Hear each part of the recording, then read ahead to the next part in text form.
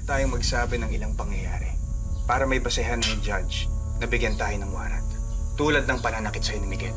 Ang pagbabanta niya na bawiin sa'yo si Fatima. Pero para mapabilis ang proseso, kailangan natin makahanap na judge na may simpatya sa pinaglalaban natin.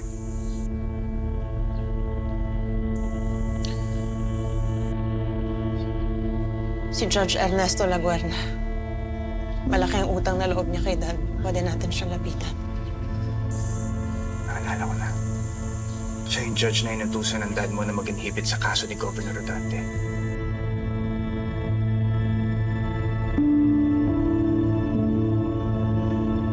Judge, sa loob ang affidavit ni Mercy tungkol sa pagbabanta ng kanyang asawang tangayin ng kanilang anak. Attorney Spirito, ikaw yung nasa balita, right? Opo, Judge. George, hindi po totoo ang binibintang ng lalaki na bumaril kay Dad. I can vouch for Attorney Abra at sa kabutihan niya. 2 beses niya na pong iniligtas si Dad laban sa mga kalaban. Maraming salamat sa pagprotekta mo sa pamilya ng matalik kong kaibigan, Attorney. Kumusta si Benito, Mercy? Hindi pa rin po bumigising.